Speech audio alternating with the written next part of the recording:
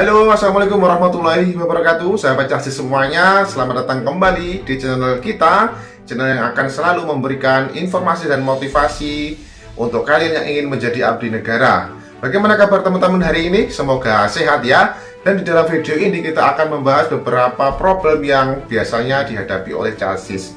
Dan ada juga sebagian Cahsis yang bertanya kepada saya di kolom komentar, yaitu bagaimana caranya mendaftar TNI apabila statusnya masih bersekolah.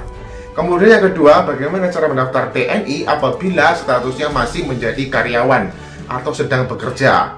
Nah, kita akan coba untuk membahasnya, untuk menjelaskannya di dalam video ini. Oleh karena itu, simak video ini sampai selesai, jangan skip supaya kalian semua tidak gagal paham. Oke, langsung kita ke pembahasannya.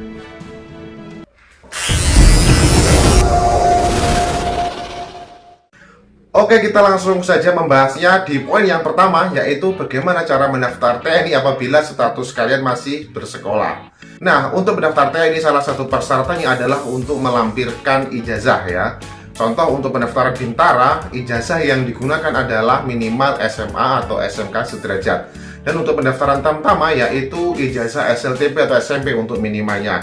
Kemudian untuk pendaftaran Taruna atau Akademi, Angkatan Laut atau Akademi Militer, yaitu untuk persyaratan ijazahnya adalah SMA IPA.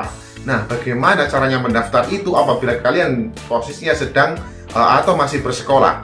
Ya, untuk pendaftaran bisa dilakukan apabila si Cahsis ini masih bersekolah tetapi sudah melaksanakan ujian nasional, sehingga untuk persyaratan ijazah bisa digantikan sementara menggunakan SKL atau surat keterangan lulus ya.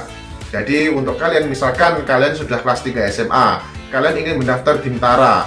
Nah, sarannya kalian sudah harus melaksanakan ujian nasional terlebih dahulu. Kemudian kalian pastikan, kemudian kalian harus sudah bisa memastikan kalau kalian ini lulus dan memiliki standar nilai yang dibutuhkan untuk pendaftaran Bintara. Kemudian pada saat mendaftar kalian bisa melampirkan SKL atau surat keterangan lulus atau surat keterangan apapun yang intinya memberikan keterangan kalau kalian sudah melaksanakan ujian dan kalian sudah dinyatakan lulus. Akan tetapi ijazah belum keluar. Nah, akan tetapi di kemudian hari kalian juga harus tetap melampirkan ijazah kalian apabila ijazah kalian sudah keluar untuk menggantikan SKL sementara yang kalian lampirkan pada awal. Kemudian apabila kalian ingin mendaftar Tamtama, kemudian kalian masih kelas 3 SMA, kalian bisa menggunakan ijazah SMP kalian. Kalau misalkan kalian masih belum ujian ya, misalkan kalian kelas 3 baru masuk kelas 3 ya, kemudian ada pendaftaran Tamtama dan kalian ingin mendaftar, kalian bisa menggunakan ijazah SMP kalian untuk mendaftar Tamtama. Akan tetapi tetap kalian harus melihat persyaratan untuk batasan usia. Nah, untuk batasan usia tersendiri yaitu adalah minimal 17 tahun 9 bulan. Apabila kalian sudah kelas 3 SMA, tapi kalian masih belum ujian nasional, kemudian usia kalian sudah 17 tahun 9 bulan dan kalian ingin mendaftar TNI, kalian bisa memilih opsi untuk mendaftar Tamtama.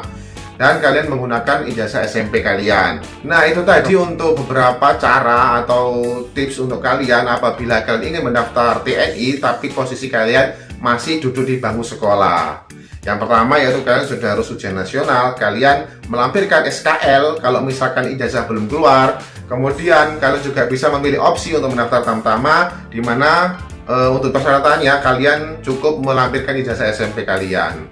Kemudian yang poin kedua, bagaimana cara mendaftar TNI apabila status kalian atau posisi kalian masih menjadi karyawan atau sedang bekerja di instansi ataupun di perusahaan ya. Yaitu kalian harus mendapatkan izin dari tempat kalian bekerja. Ya, bagaimana kalian bisa melaksanakan tes apabila kalian masih ingin bekerja di tempat yang lama, kemudian kalian tidak mendapatkan izin dari pimpinan kalian di sana, tentu itu tidak akan bisa terjadi ya.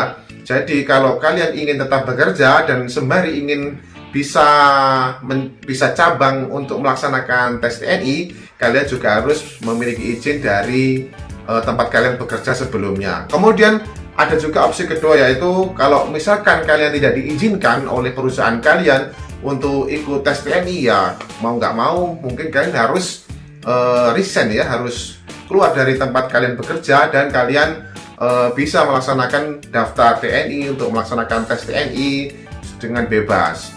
Nah, jadi itu tadi untuk cara kalian mendaftar TNI apabila statusnya sedang bekerja. Yang pertama yaitu kalian mendapatkan izin dari tempat kalian bekerja untuk mengikuti seleksi TNI. Kemudian apabila kalian tidak mendapatkan izin, ya tentu pilihan yang terbaiknya adalah kalian harus resign dan kalian fokus untuk mengikuti seleksi TNI. Seperti itu caranya. Nah, kesimpulan dari kedua poin yang saya sebutkan tadi teman-teman sebenarnya adalah kalian lebih mantap yang mana hati kalian ya. Kalau kalian memang mantap ingin menjadi prajurit, ingin menjadi abdi negara, ya kalian tentukan pilihan kalian. Kalian ingin bekerja di sektor swasta atau kalian ingin berkarir di militer, menjadi TNI. Kemudian untuk kalian yang masih sekolah, nah sedangkan peserta untuk mendaftar TNI sendiri harus melampirkan ijazah, ya kalian menyesuaikan, kalian tunggu kalian lulus sambil melampirkan ijazah, atau kalau misalkan belum lulus bisa menggunakan SKL ataupun menggunakan opsi yang lainnya, yaitu kalian bisa mendaftar Tamtama yang pesertanya cukup untuk melampirkan ijazah SMP saja. Di luar dua bahasan yang saya bahas ini, di luar dua poin yang saya bahas ini, tentu untuk mendaftar TNI itu tidak bisa hanya dengan modal nekat ya teman-teman. Harap dipahami, harap dicamkan dalam pikiran kalian, untuk mendaftar TNI tidak cukup hanya dengan modal nekat, melainkan kalian harus memiliki persiapan yang matang. Karena materi seleksi untuk menjadi prajurit TNI itu tidak hanya satu atau dua, akan tetapi ada banyak sekali materi seleksi yang harus kalian lalui, dan itu tidak mudah ya. Jadi kalian harus memiliki persiapan yang matang, kalian harus memiliki kemampuan yang dibutuhkan untuk menjadi seorang prajurit TNI, yaitu meliputi dari pemeriksaan administrasi, kesehatan, jasmani, psikologi, mental, ideologi ya. Kalau kalian bisa melewati 5 item ini dengan hasil yang sesuai persyaratan yang dibutuhkan, tentu kalian akan lulus. Kemudian ada juga tambahan tes akademik untuk bintara dan perwira.